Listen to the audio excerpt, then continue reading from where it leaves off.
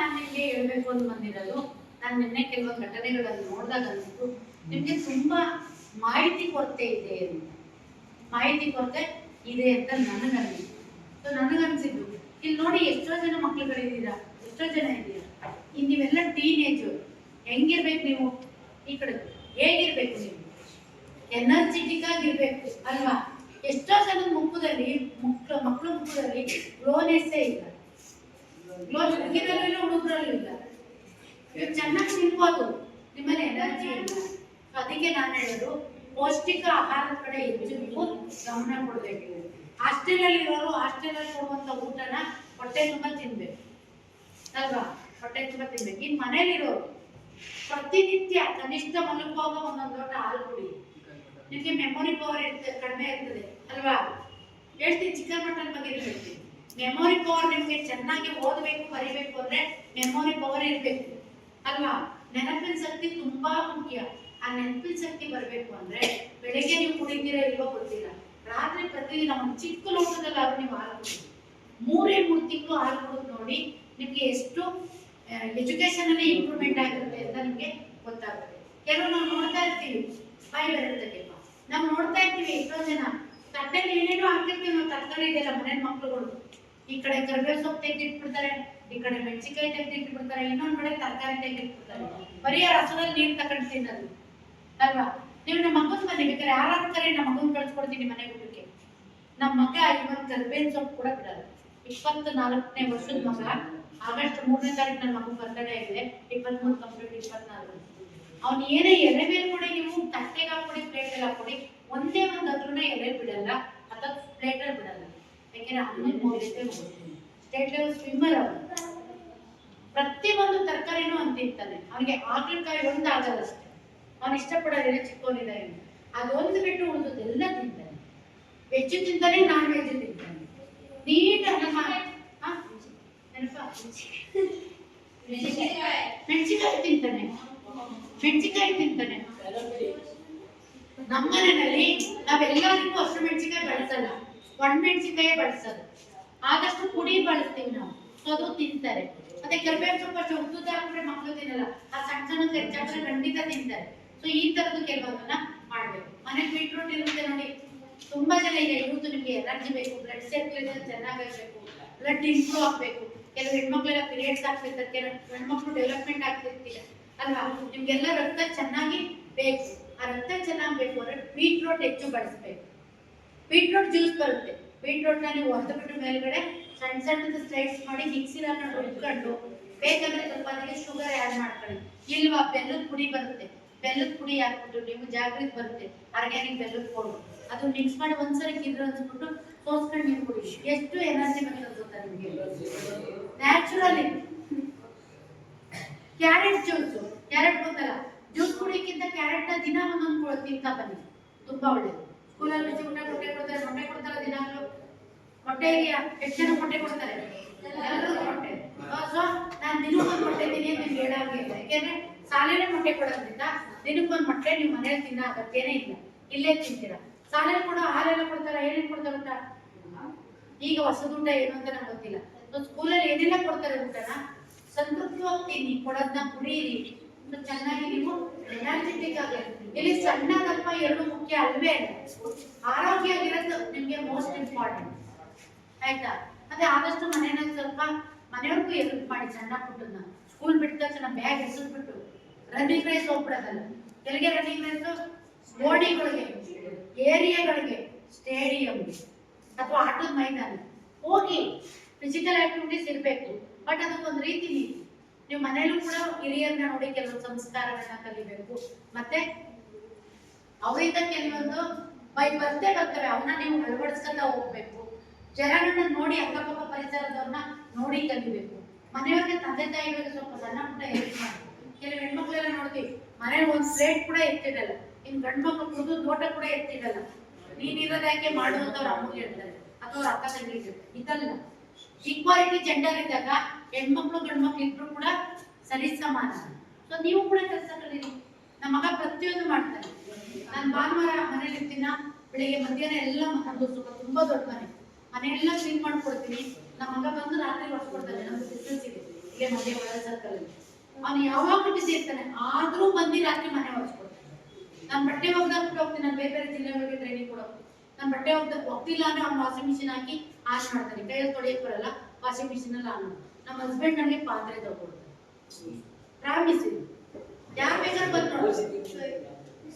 ನಮ್ಮನೇಲಿ ಪ್ರತಿಯೊಬ್ಬರು ಕೂಡ ಕೆಲಸಗಳನ್ನ ಹಂಚ್ಕೊಳ್ತೀವಿ. ಹಳೆ ಬಿಟ್ಟು ನೀವ್ ಯಾರು ಕೇಳಿ, ನಾವು ಮನೆಯಲ್ಲಿ ಪ್ರತಿಯೊಂದು ಕೆಲಸನೂ ಪ್ರತಿಯೊಬ್ರು ಯಾರ್ಯಾರು ದುಡಿದಿರ್ತೀವೋ ಅವರೆಲ್ಲರೂ ಹಂಚ್ಕೊಂತೀವಿ. ಈಗ ನಾನು ಹೊರಗಡೆ ಹೋಗ್ತೇವೆ ಒಂದೊಂದ್ಸಲ 3 ಗಂಟೆ 2 ಗಂಟೆಗೆ ನಾನು ಎದ್ದಿರ್ತೀನಿ. ನನ್ನ ಯೂಟ್ಯೂಬ್ ಚಾನಲ್ ಕೂಡ ಇದೆ, ಅದ್ರಲ್ಲಿ ನಾನು ಫುಲ್ ಬಿಸಿ ಇರ್ತೀನಿ. ಅದು ಮಾನಿಟೈಸ್ ಆಗಿರುವಂತ ನಂದು ಚಾನಲ್. ಹಂಗಾಗಿ ಪ್ರತಿಯೊಬ್ರು ನಂದು ಚಿಕ್ಕೋರಿದ್ದಾಗಿಂದ ನಮ್ಮ ಮಗುಗಳು ಕಲ್ತಿದ್ದೀನಿ. ಕೆಲವು ಮಕ್ಳುಗಳು ಅಮ್ಮ ಪೀರಿಯಡ್ಸ್ ಆಗಿದ್ರೆ ನೋಡ್ಕೊಳ್ಳೋದಿಲ್ಲ, ಸ್ಯಾನಿಟರಿ ಪ್ಯಾಡ್ ತಂದು ಕೊಡಲ್ಲ. ನಮ್ಮ ಮಗ ಎಲ್ಲ ಕೆಲಸ ಯಾಕೆ ಅವು ನೀವು ಮಾಡ್ಬೇಕು ಅಂದ್ರೆ ಅವಾಗ ನಿಮ್ಗೆ ಹೆಣ್ಣು ಮಕ್ಳು ಅಂದ್ರೆ ಏನು ಅನ್ನೋದು ವ್ಯಾಲ್ಯೂಸ್ ಗೊತ್ತಾಗುತ್ತೆ. ಸೊ ನಗದಲ್ಲ, ಅದು ಯಾವುದೇ ಸಂಕೋಚ ಪಡ್ಕೋಬಾರ್ದು. ಸೊ ನೀವ್ ಇವತ್ತು ನಿಮ್ಮ ಅಪ್ಪ ಅಮ್ಮ ನಿಮ್ಮ ಅಕ್ಕ ತಂಗಿನ ಅರ್ಥ ಮಾಡ್ಕೊಂಡ್ರೆ, ಸ್ನೇಹಿತರನ್ನ ಅರ್ಥ ಮಾಡ್ಕೊಂಡ್ರೆ, ನೆಕ್ಸ್ಟ್ ನೀವು ಮದುವೆ ಹುಡುಗಿನ ಅರ್ಥ ಮಾಡ್ಕೊತೀರಿ, ಇವರು ಅವ್ರ ಮದುವೆ ಹುಡುಗರನ್ನ ಅರ್ಥ ಮಾಡ್ಕೊತೀರಿ. ಅರ್ಥ ಆಯ್ತಾ? ನಾನು ಕೂಡ ಕೋ ಎಜುಕೇಶನ್ ಅಲ್ಲೇ ಕಲ್ತು ಬಂದಂತ. ಸೊ ಆರೋಗ್ಯಕ್ಕೆ ಹೆಚ್ಚು ಗಮನ ಕೊಡ್ಬೇಕು. ಕನಿಷ್ಠ ಕೇಳಿಸ್ಕೊಳ್ಳಿ, ಕನಿಷ್ಠ ಪ್ರತಿದಿನ ಕಣ್ಣೀರು ಸ್ನಾನ ಮಾಡಿ. ಟೀನೇಜಲ್ಲಿ ಕೆಲವೊಂದು ಬೇಡದಿರೋ ಹಾರ್ಮೋನ್ಗಳೆಲ್ಲ ರಿಲೀಸ್ ಆಗುತ್ತೆ ನಿಮಗೆ. ಸೊ ರಿಲೀಸ್ ಆದಾಗಿ ನಮ್ಗೆ ಸ್ಮೆಲ್ ಬರುತ್ತೆ, ಹುಡುಗಿಗೂ ಆಗುತ್ತೆ, ಹುಡುಗಿಗೂ ಆಗುತ್ತೆ. ವೈಯಕ್ತಿಕ ಸ್ವಚ್ಛತೆಗೆ ಹೆಚ್ಚು ಸೆಲ್ಫ್ ಕ್ಲೀನಿಂಗ್ಗೆ, ಸೆಲ್ಫ್ ಹೈಜೀನಿಕ್ಗೆ ಹೆಚ್ಚು ಒತ್ತು ಕೊಡ್ಬೇಕು. ನೀವು ಇದನ್ನ ಮಾಡ್ಕೋಬೇಕು. ಜೊತೆಗೆ ಅಟ್ಲೀಸ್ಟ್ ದಿನ ಮಾಡೋಕ್ಕಾಗಲ್ಲ, 2 ದಿನಕ್ಕೆ 1 ದಿವಸ ತಣ್ಣೀರು ಬಿಸಿನೀರು ಸ್ನಾನ ಮಾಡಿ. ತಿಂಗಳು ಕೆಲವು ಹುಡುಗರು ನೋಡಿದ್ರೆ ಇಷ್ಟೇ ಶುದ್ಧ ಬೆಳೆದಿರುತ್ತೆ, ಕೂತು ಕಟ್ ಮಾಡ್ಸಲ್ಲ, ಅಥವಾ ಅವ್ರು ಕಟ್ ಮಾಡ್ತಿರ್ತಾರೆ. ಆ ಹೇರ್ ಸ್ಟೈಲ್ಗಳು, ಉದ್ದುದ್ದ ಹೇರ್ ಸ್ಟೈಲ್ ಡಿಸೈನ್ಗಳು ಅವು ಬೇಗ ಬೆಳೆಸುತ್ತಿರ್ಬೋದು. ಒಂದೆರಡು ದೊಡ್ಡದಾಗಿರ್ತದೆ, ಇನ್ನೊಂದು ಚಿಕ್ಕಿರುತ್ತೆ, ಮುಂದೆಗಡೆ ಕರಡಿ ಕಣ್ಣ ಕಾಣ್ತಿರುತ್ತೆ. ನಾನು ಯೂಟ್ಯೂಬರ್ ಒಬ್ಬಳು ಹುಡುಗ ಇದ್ದಾನೆ, ನಾನು ಯಾವಾಗಲೂ ದೇವ್ರ ಕೊಟ್ಟ ಮಗ ಅಂತ ಹೇಳ್ತೀನಿ. ಅವ್ನಿಗೆ ಯಾವಾಗ ಹೇಳ್ತೀನಿ, ನೀನ್ ಓದು ಕೋಳಿ ಪಂಜರ ತರ ಆಯ್ತು.